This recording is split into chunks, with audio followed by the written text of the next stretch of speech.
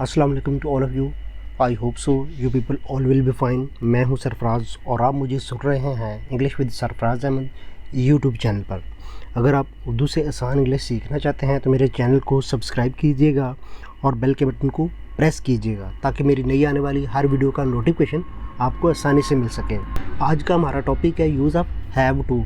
Have to को हम कब इस्तेमाल करते हैं और किन सिचुएशंस में इस्तेमाल करते हैं। सबसे पहले मैं आपको इसका थोड़ा सा ब्रीफ सा इंट्रोडक्शन दे देता हूँ, देन उसके बाद हम इसको एग्जांपल्स से देखेंगे। अगर किसी जुमले में मजबूरी पाई जाए या कोई काम लाजमी करना हो तो ऐसे जुमलों का तर्जमा हैव टू से करते हैं। ज़रूरी नहीं कि जुमले के आखिर में पढ़ता हो ही आएगा। इसमें हम ऐसे भी कह सकते हैं मुझे घर जाना है या मुझे घर जाना पड़ता है या मुझे घर जाना ज़रूरी जाना है। तो एक ही जुमले के दो मफहूम है, यानी कि जुमला एक ही है, मफहूम उसके दो है। आप जिस तरह आपको मुनासिब लगे वो आप कर सकते हैं। तो फॉर एग्ज़ाम्पल मैं एक आपको सेंटेंस बताता हूँ कि मुझे स्कूल जाना है या मुझे स्कूल जाना पड़ता है। I have to go to school. ठीक है। इन जुमलों को नफ़ी या सवालिया बनाने के लिए प्रेजेंट डेफिनिट या पास्ट डेफिनिट या फ्यूचर डेफिनिट वाला तरीका ही इस्तेमाल होगा। जिस तरह प्रेजेंट डेफिनिट के, पास्ट डेफिनिट के और फ्यूचर डेफिनिट के बनते हैं सेंटेंसेस, इसी तरह इनके भी बनेंगे।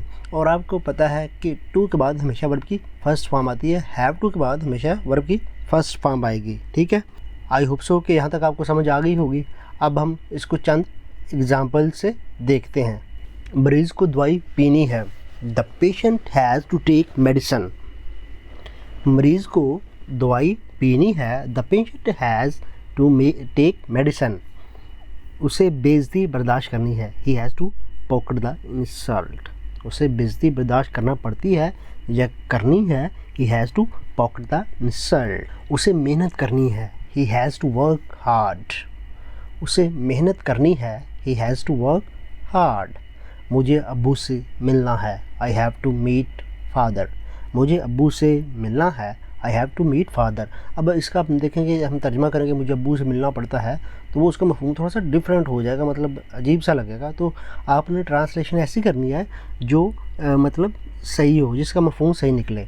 उसे काम पर जाना है। He has to go to work. मुझे तकलीफ़ नहीं उठानी है। I do not have to suffer.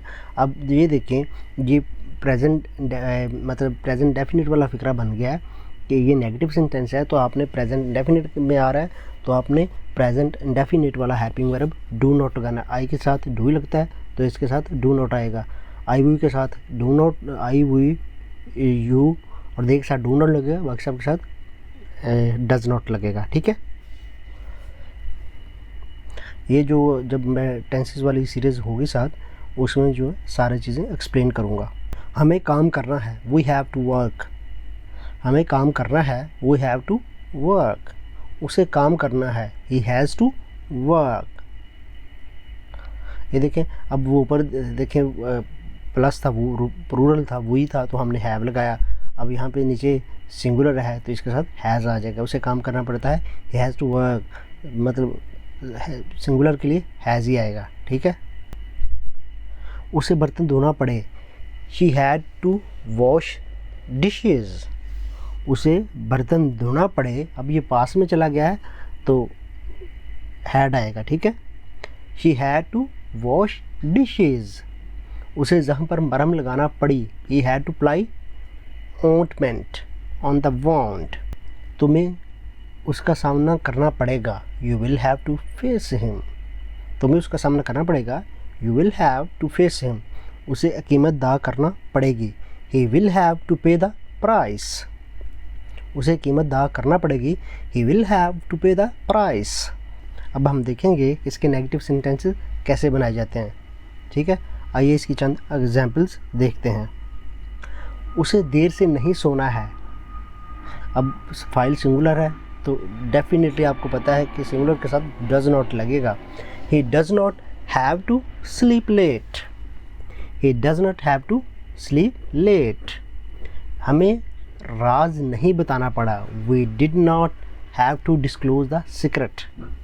अब ये पास का नेगेटिव सेंटेंस है तो आप देखें कि हेल्पिंग वर्ब जो है डिड नॉट लगा हुआ है यहाँ पे। हमें राज नहीं बताना पड़ा। We did not have to disclose the secret.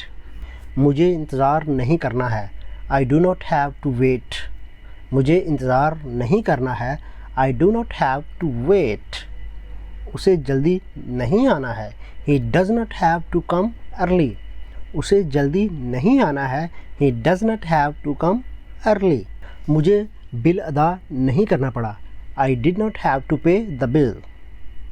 हमें वहाँ नहीं ठहरना पड़ेगा, we will not have to stay there. हमें वहाँ नहीं ठहरना पड़ेगा, we will not have to stay there.